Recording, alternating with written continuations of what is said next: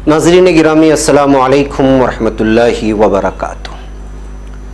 सीधी बात के morning prime time में आप लोगों का इस्तकबाल है। नाज़रीन, मैं अंसार अजीज़ नदवी आज आप लोगों के सामने हस्बे वादा कल जो नरेंद्र मोदी जी का स्पीच हुआ, जबकि इस स्पीच को एक अहम तरीन माना जा रहा था कि शायद एनआरसी को लेकर के कोई बड़ा बयान देंगे, लेकिन उनके पूरे बयान को सुनने के बाद महसूस यही हुआ कि वो दिफाई एक तो पोजीशन में आ गए हैं और उस एनआरसी बिल और सीएए को सही साबित करने की कोशिशों में लगे हुए थे। उसके लिए पाकिस्तान को भी बीच में खींच लिया, मुसलमानों को भी खींच लिया, अपोजिशन पार्टियों को भी खींच लिया, और तीनों का सिर्फ महवर था पाकिस्तान, अपोजिशन और एनआरसी और मुसलमानों को लुभाने की बातें जो हमेशा वो करते रहे हैं। बहरकत मैं उस पर भी बात करूंगा। और उसके अलावा एनपीआर क्या है और एनसीआर के लेकर के ताज़ा बयान अमित शाह का क्या आया हुआ है और नकवी चैनलों में बैठकर के किस तरह के बयानात दे रहे हैं, किस तरह इन्हीं लोगों में तजाद है, उसको मैं आप लोगों के सामने रखना चाहता हूं ये करके, ताकि हम समझ सकें कि असल में एनआरसी से नुकसान सिर्फ मुसलमानों का नहीं, ये साबित करने की कोशिश की जा रही है कि मुसलमानों का है। इसमें तो हर बड़े से लेकर के छोटा शख्स जो है वो उसको लाइन में और कतार में खड़ा हो रहना पड़ेगा। अगर उसके पास कुछ पैसे होंगे तो वो बना लेगा, इसलिए कि जो है जिस अंदाज में इसमें अथेंटिक, इसलिए कि ताज़ा बयान जो आया है वो ये है कि पासपोर्ट, आईडी कार्ड और आपका आधार कार्ड ऐसी कोई भी चीज़ आपके हिंदुस्तानी होने को साबित नहीं करती है। तो फिर ऐसे कौन से डॉक्यूमेंट्स आपके पास हैं जिसको दिखा कर के आप साबित कर सके कि जो है आप हिंदुस्तानी हैं। उसके लिए आपको ज़मीनात की कागजात होना ज़रूरी है, या फिर आपके बाप का या परदादा का नाम वैसा ही होना चाहिए जैसे आपके आधार कार्ड में या दूसरी ज़मीनी जायदाद के नामों पर हो। तो क्या ये मुमकिन है? कर्नाटक, तमिलनाडु, बल्कि कई सारे इलाकों में जहाँ पर उनकी अपनी लैंग्वेज होती है, मलयाली लैंग्वेज, तमिल लैंग्वेज, तेलुगु, कन्नड़ा, इसके अलावा बंगाली, और आप उधर चले जाएंगे तो जहाँ के मकाम में अपने अपने लैंग्वेजेस होते हैं, वहाँ मुसलमानों के नाम जब लिखाने जाते हैं वोटर आईडी कार्ड में, यहाँ कुछ लिखते हैं, उसका प्रोनाउंसिएशन कुछ और हो जाता है और लिखने वाला कुछ और सुनता है, कंप्यूटर ऑपरेटर कुछ और सुन लेता है और कुछ और ही नाम निकल करके सामने आता है। तो जाहिर सी बात है कि जब ये गलतियाँ खुद कंप्यूटर ऑपरेटर कर रहा हो, जिसको समझ में नहीं जा रहा है कि मुसलमानों के नाम क्या है या दीगर मज़ाहिब के नाम है, तो आप कैसे अपनी शहरियत साबित कर सकते हैं। खैर, मैं इस पर ऑपरेशन करूंगा, उससे पहले आप लोगों से दरखास्त है कि इस वीडियो को जरूर आप दोस्तों तक शेयर करें। सबसे पहले आप सुनिए कल के बयान को नरेंद्र मोदी जी की। तो कल पूरा का पूरा मीडिया उसको दिखा रहा था, कोई सोशल मीडिया ऐसा नहीं था, कोई चैनल ऐसा नहीं था जो उनके बयान को नहीं दिखा रहा था। इसलिए अपोजिशन हमेशा से उनको इल्ज़ाम लगाता है कि जो है अगर इतना ही वक्त अपोजिशन को भी दिया जाए तो वो भी अपनी बातें मीडिया के जरिए से आवाम तक पहुँचा सकते हैं। लेकिन मीडिया, जो मेन स्ट्रीम मीडिया है, सोशल मीडिया है, वो क्या काम कर रहा है आप तो जानती हैं कि मोदी जो बोलता है उसको हर चीज़ हर घर घर तक पहुंचाया जा रहा है। अब वो सही कह रहे हैं, गलत कर रहे हैं, उस पर जो है कोई बात करने को तैयार नहीं होता। वो बयान होने के बाद जब सबको सुना दिया जाता है फिर उस पर कुछ तबसरे निकल करके आते हैं, जैसे मैं इस वक्त कर रहा हूँ बहरकैफ। तो अब मोदी जी के पूरे बयान सुन लीजिए। उसमें एनआरसी के बयान को, जो इस वक्त हालात बने हुए हिंदुस्तान में, उस हालात का उन्होंने तस्करा किया और उन्होंने कहा कि जो है अपोजिशन एनआरसी को गलत रवैये से आवाम के सामने पेश कर रहे हैं। इसमें 130 करोड़ की जो आबादी है उसमें मुतासिर नहीं होगी, वो मुसलमान हो या हिंदू हो, सिख हो, ईसाई हो, उनको बल्कि ये शहरियत देने के लिए है, बल्कि शहरियत छीनने के लिए नहीं है। और उन्होंने पूरा का पूरा इल्ज़ाम जो है लगा दिया अपोजिशन पर कि वो लोगों की गलत रहनुमाई कर रही है। अब सवाल ये होता है, सबसे अहम तरीन सवाल, कि जब ये सारी की सारी चीज़ें 130 हिंदुस्तानी लोगों को जब असरअंदाज करने के लिए है ही नहीं है, तो फिर इस बिल को लाने की क्या ज़रूरत है? इस कानून को 130 लोगों को वैसे ही रहने देते हिंदुस्तान में, फिर आप उनसे उसके हिंदुस्तानी होने का प्रूफ क्यों पूछा जा रहा है? ये एक जवाब वहाँ आ जाता है। दूसरा जवाब ये है कि जब किसी शख्स को हिंदुस्तानी कानून के मुताबिक मजहब के बुनियाद पर आप किसी को शहरियत नहीं दे सकते, और आप किसी मखसूस मजहब को जो है उसको टारगेट भी नहीं कर सकते, उसको नाम भी मेंशन नहीं कर सकते कि फला मजहब के लोगों को जो है शहरियत दी जाएगी, फला मजहब को नहीं। शहरियत जब देना है तो उसमें इंक्लूड कर देते कि तमाम मज़ाहिब के लोगों को दी जाएगी। उसमें 3 ही मुल्कों को भी क्यों टारगेट किया गया? एक बहुत सारे सवालात हैं जिस सवालात के जवाबात तो बीजेपी समझाने के बजाय लोगों को कंफ्यूज कर रही है क्योंकि नरेंद्र मोदी जी बयान में आकर के कह रहे हैं कि इसमें कोई भी मुल्क का आदमी मुतासिर नहीं होगा। दूसरी जानिब अब तक जितने भी बयानात हम लोग सुन रहे हैं, वो चाहे मीडिया के हवाले से हो, अमित शाह जो वजीर दाखिला हैं, जिनके पास ये सारी चीज़ें हैं, वजीर दाखिला के हाथों में ये सारी चीज़ें होती हैं, वो साफ साफ कह रहे हैं कि आपके पास मौजूद इस वक्त जिसकी वजह से आप वोट डालते हैं वो आपकी शनाख्ती कार्ड नहीं है, जिसकी वजह से आप बैरून मुल्क सफ़र करते हैं पासपोर्ट, वो आपकी शनाख्ती कार्ड नहीं है, जो आधार कार्ड जिसके पीछे यहाँ की हुकूमत ने खरबा खरब खर्च कर दिए, वो आधार कार्ड, जिस आधार कार्ड को बैंक से लिंक करने के लिए, सिम कार्ड से लिंक करने के लिए जिसकी जो है केसेस दर्ज हो गए, मुकदमे दर्ज हो गए अदालतों में, वो आधार कार्ड को जो इस वक्त कहा जा रहा है कि वो आपकी शनाख्ती कार्ड नहीं है। ये ताज़ा बयान है, मैं आपको अभी सुनाता हूं। रवीश कुमार ने इस हवाले से बेहतरीन अंदाज में एक ब्लॉग लिखा है और उन्होंने लास्ट में उसमें मेंशन भी किया है कि ये ब्लॉग मुझे जो है शाये करने के लिए खुद अपने एरिया में नेट नहीं था, तो दूसरे की कॉलोनी में जाकर के मैंने ये ब्लॉग आप लोगों के सामने रखा है। वो क्या लिखते हैं आइए उसको सुनते हैं, फिर हम अंदाजा लगा सकते हैं कि जो है किस तरह से हम लोगों को बेवकूफ़ बना, पूरे हिंदुस्तानियों को 130 करोड़ के लोगों को बेवकूफ़ बनाने की कोशिश कर रहे हैं। इंडियन एक्सप्रेस की आज की पहली खबर का क्लासिक है। इस खबर को बैनर हेडलाइन से पढ़ते हुए आप अंदर के सफ़े पर पहुंचते हैं तो खबर ही बदल जाती है। इसलिए बार बार कहता हूं कि अखबारों को पढ़ने और चैनलों को देखने का तरीका बदल लें। रवीश कुमार का अल्फाज हैं जो मैं आपके सामने रख रहा हूं। सब अखबार पढ़ते हैं लेकिन सभी को अखबार पढ़ना नहीं आता है। यह खबर आपसे मदद मांग रही है, आपको इशारा कर रही है कि आप खारिजीन ही प्रेस को बचा सकते हैं। इसलिए अखबार मुदीर बिना कुछ कहे कुछ और भी कह देता है, लेकिन हेडलाइन वही रखता है जो हुजूर हिंद को पसंद हो, यानी कि जो हुकूमत को पसंद हो। पहले सफ़े पर मरकजी वजीर का बयान है कि अभी तक हुकूमत की किसी भी सतह पर एनआरसी को लेकर कोई जिक्र नहीं हुआ है। मुल्क गिर एनआरसी का कोई मंसूबा नहीं है। जो लोग दहली के इख्तिदार की साख्त को जानते हैं उनको पता है कि वजीर दाखिला अमित शाह के ऐलान की काट अगर नकवी से कराई जाए तो वो लतीफ़े से ज़्यादा नहीं है। वजारत दाखिला में क्या हुआ है या नहीं हुआ उसकी जानकारी अक़लियती मामलों के वजीर नकवी दे रहे हैं। यानी उनका सवाल है कि जो वजारत दाखिला से वाबस्ता चीज़ें हैं उसको नकवी क्यों उसमें क्लैरिटी दे रहे हैं? क्या उन्होंने इसको पूरा मुताला किया है? जबकि नकवी साहब के किस तरह के डिबेट्स होते हैं और असदुद्दीन ओवैसी के साथ किस तरह उनकी शामत आती है, या आप लोगों ने देखा होगा। तो आप ध्यान में रखिए, लिखते हैं रवीश कुमार आगे, आप ध्यान में रखिए कि वजीर दाखिला अमित शाह ने अपनी किसी भी बयान में एनआरसी से पीछे हटने की बात नहीं कही है। उनके पुराने सारे बयानात और पार्लियामेंट में दिए गए बयान यही कहते हैं कि वो एनआरसी लेकर आ रहे हैं। अगर हुकूमत पीछे हटने का इशारा दे रही है तो क्या इसका ऐलान संबित पात्रा और नकवी करेंगे? संबित पात्रा और नकवी को यह हक नहीं है कि वो इस बिल से जो है पीछे हटने की बात करें। बीजेपी कवर करने वाले सहाफी साइड में जाकर हंस रहे होंगे। इसलिए एक्सप्रेस ने अपनी खबर में अमित शाह के पुराने बयानात का जिक्र कर दिया है।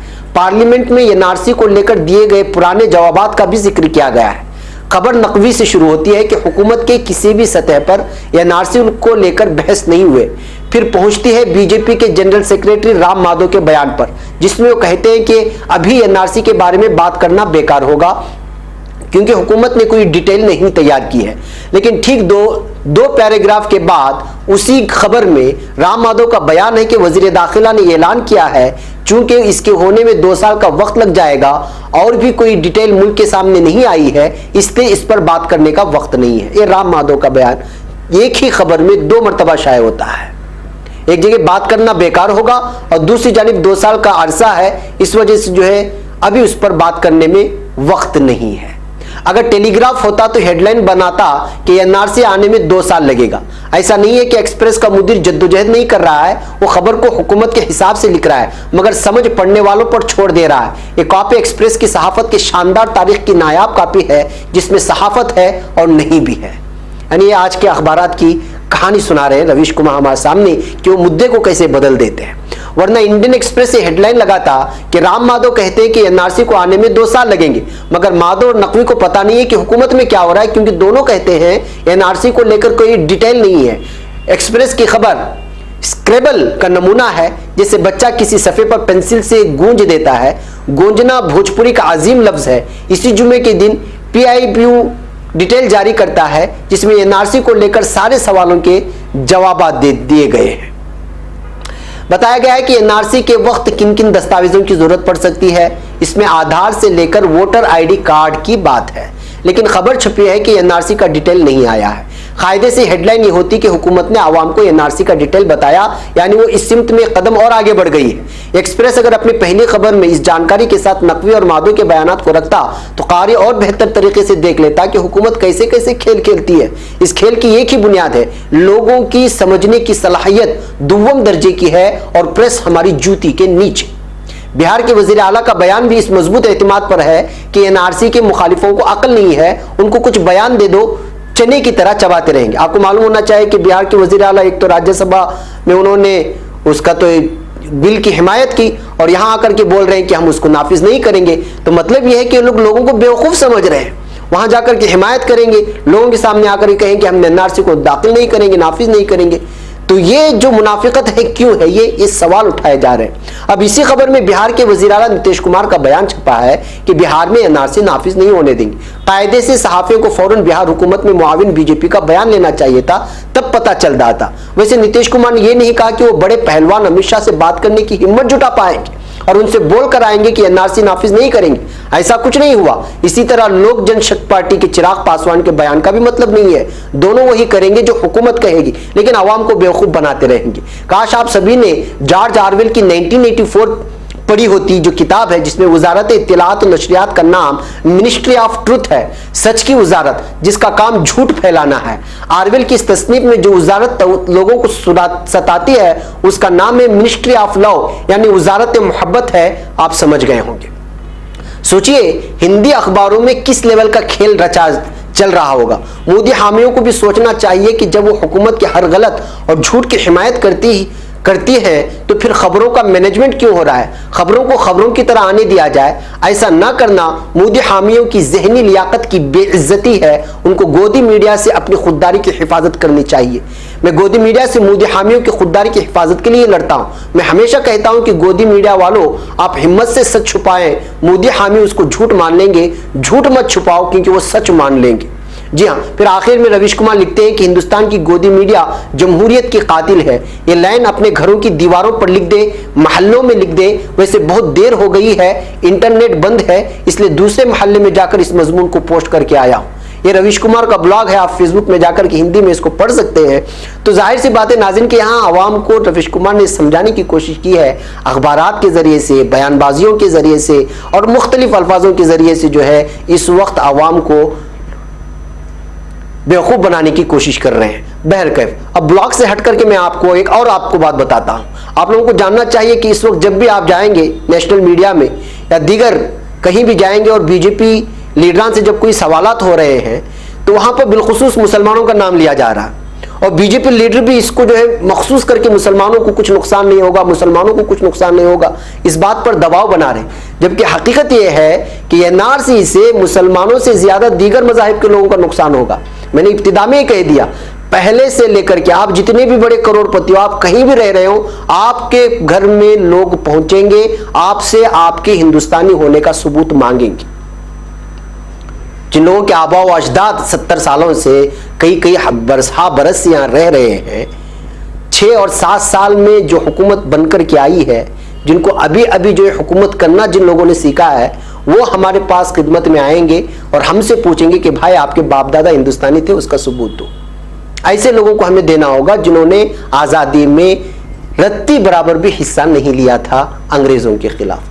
जाहिर सी बात नाज़रीन, एक और आपको बात बता दूं, लिहाजा जो डिबेट हो रहे हैं वहां पर आप कभी इस बात को, इसलिए कि लोगों का मंशा ये है कि इस लड़ाई को सिर्फ मुसलमानों से जोड़ दे और यहाँ की अक्सरियत को जो है उनके दरमियान में जो है कन्फ्यूजन पैदा करें। अब मैं एक और कन्फ्यूजन की बात आपको बताता हूं। ये अमित शाह साहब का एक ताज़ा बयान आया है, वो है नेशनल पॉपुलेशन रजिस्टर को लेकर के, जिसमें वालिदैन की जाए पैदाइश बताना आपको और उसकी तारीख बताना जरूरी होगी। मैं आपको पूरी खबर पढ़ के सुनाता हूं डिवाइड के हवाले से। नेशनल पॉपुलेशन रजिस्टर एनपीआर के खिलाफ रियासतों की मुखालिफत के बीच मरकजी वजारत दाखिला ने इसको अपडेट करने के लिए तकरीबन 4 करोड़ रुपए मांगे। साथ ही अब से इस कार्रवाई में वालिदैन की जाए पैदाइश और उसकी तारीख भी बतानी होगी।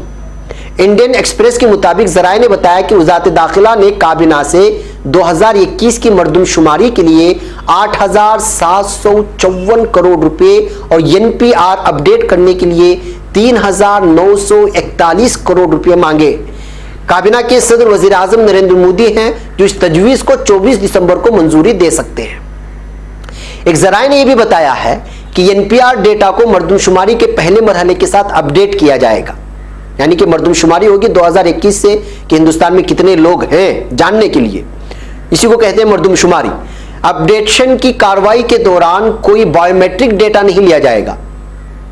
एनपीआर की इस कार्रवाई में लोगों को अपने वालिदैन की पैदाइश की तारीख और जाए पैदाइश बतानी होगी कि कहां पैदा हुए और किस तारीख को पैदा हुए, जो पिछले एनपीआर में यह नहीं पूछा जाता था। मुल्क भर में मुजव्वजा एनआरसी के तनाजुर में इस पहलू की अहमियत और बढ़ जाती है, यानी कि आपको और तंग किया जा रहा है। मर्दमशुमारी में भी आपका नाम ना आवे, एनआरसी में भी आपका नाम ना आवे, इसका साफ मतलब यही है। जराये ने आगे बताया है कि एनपीआर अपडेट करने के लिए 21 नुकात की जानकारी मांगी जाएगी। इसमें वालिदैन की पैदाइश की तारीख और जाए पैदाइश, पिछली रिहाइश का, पहले आप कहां रहते थे, अब आप कहां रह रहे हैं, PAN number, Aadhaar, voter ID card number, driving licence और मोबाइल नंबर शामिल होगा। 2010 में हुए पिछले एनपीआर में 15 नुकात की जानकारी मांगी गई थी। उन 15 में वालिदैन के पैदाइश की तारीख और जाए पैदाइश, पिछली रिहाइश, passport number, Aadhaar, PAN, driving licence, voter ID और मोबाइल नंबर शामिल नहीं थे, लेकिन इस मर्तबा ये सारी चीजें शामिल की गई हैं। इस बार मां का नाम, वालिद का नाम और हमसफर के नाम को एक ही खाने में शामिल कर दिया गया है, यानी बीवी हो तो शोहर का नाम और शोहर है तो बीवी का नाम उसके साथ, माँ बाप के साथ शामिल किया जाएगा। आखिर एनपीआर है क्या? Office of the registrar general and sense commissioner of India की वेबसाइट के मुताबिक एनपीआर का मकसद मुल्क के आम शहरियों का वसी पहचान डेटा बेस बनाना है। इस डेटा में मर्दमशुमारी के साथ बायोमेट्रिक जानकारी भी होगी। अगले साल मर्दमशुमारी के साथ लाए जाने वाली एनपीआर के बारे में अफसर ने कहा है कि कोई भी रियासत इस कवाइद से इनकार नहीं कर सकता, क्योंकि ये शहरियत कानून के मुताबिक किया जाएगा। जो बयानात हो रहे हैं ना, कर्नाटक बोल रहा है, बंगाल बोल रहे हैं, आसाम बोल रहे हैं कि हम इसको नाफिज होने नहीं देंगे, उस सिलसिले में कह रहे हैं कि अगले साल मर्दमशुमारी के साथ लाए जाने वाले एनपीआर के बारे में अफसर ने कहा है कि कोई भी रियासत, सुनिए दोबारा, कोई भी रियासत इस कवाइद से इनकार नहीं कर सकता, क्योंकि यह शहरियत कानून के मुताबिक किया जाएगा। यानी जो बिल इस वक्त लाई गई है उसी के मुताबिक एनपीआर भी होगी। एनपीआर मुल्क के आम शहरियों का रजिस्टर है। इसको शहरियत एक्ट 1955 और शहरियों का रजिस्ट्रेशन और कौमी शनाख्ती कार्डों की जानकारी किया जाना ज़ाब्ता 2003 के एहतिमामों के तहत मकामी, गांव, कस्बा, जिला, रियासत और कौमी सतह पर किया जा रहा है। हिंदुस्तान के हर शहरी के लिए एनपीआर के तहत रजिस्टर्ड होना जरूरी है। एनपीआर के मकासद के लिए आम शहरियों की तारीफ एक ऐसे फर्द के तौर पर की गई है जो किसी मकामी हल्के में गुज़श्ता 6 महीने तक या ज्यादा वक्त तक रहा हो, या जो इस हल्के में अगले 6 महीने या ज्यादा वक्त तक रहने का इरादा रखता हो। मगरबी बंगाल के बाद केरल सरकार ने एनपीआर का काम रोक दिया है।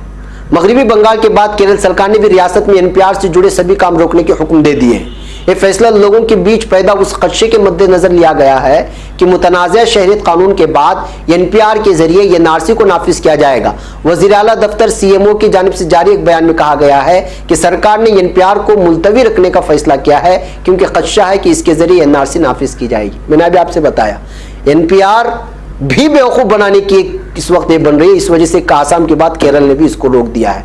अब कि ये हकीकत अभी हमारी दूसरी रियासतों को पता नहीं चल रही, वो इस मामले को आगे बढ़ाती जा रही हैं। जब एनआरसी को इसके साथ जोड़ने की कोशिश की जाएगी तो इसमें सिर्फ मुसलमान ही नहीं, पूरे के पूरे लोग निकल करके सामने आ जाएंगे और लोगों को अभी तक की तफसीलात मालूम नहीं है। बीजेपी दूसरी जानिब चिल्लाते आ रही है कि लोगों ने अभी तक सीएए को पढ़ाई नहीं है, एनआरसी को पढ़ाई नहीं है, उसमें किसी को निशाना नहीं बनाया जा रहा है। इसीलिए उन्होंने बार बार मुसलमानों का लफ्ज इस्तेमाल करके ये जाहिर करने की कोशिश कर रही है कि ये चीज़ जो है सिर्फ इन पर असर होगा, लेकिन हकीकत नहीं है, ये हर हिंदुस्तानी पर असर होगा।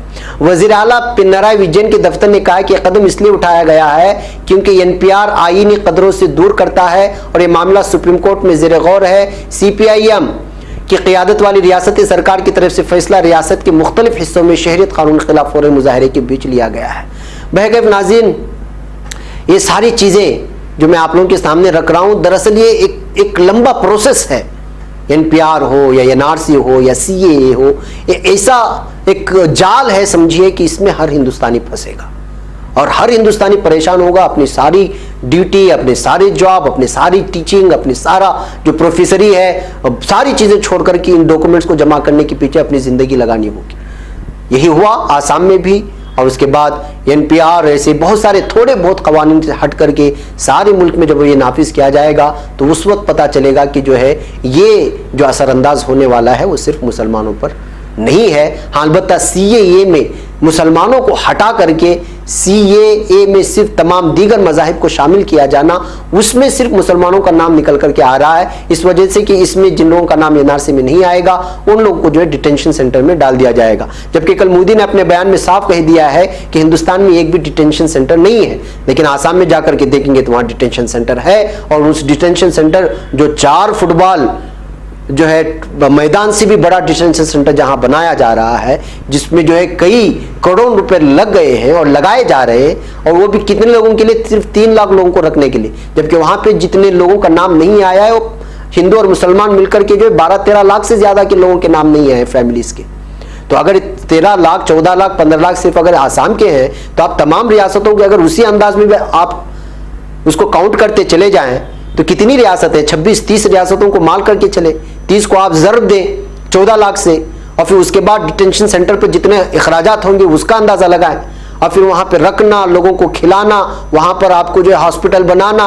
और आपको तो मालूम होना चाहिए कि आसाम में अभी तक ताज़ा रिपोर्ट के मुताबिक, खुद BJP के MP के बयान के मुताबिक 30 अफराद डिटेंशन सेंटर में हलाक हो चुके हैं, जहाँ बहाक हो चुके हैं। और कल नरेंद्र मोदी जी ने साफ तौर पर झूठ बोल दिया कि जो है डिटेंशन सेंटर हिंदुस्तान में नहीं है।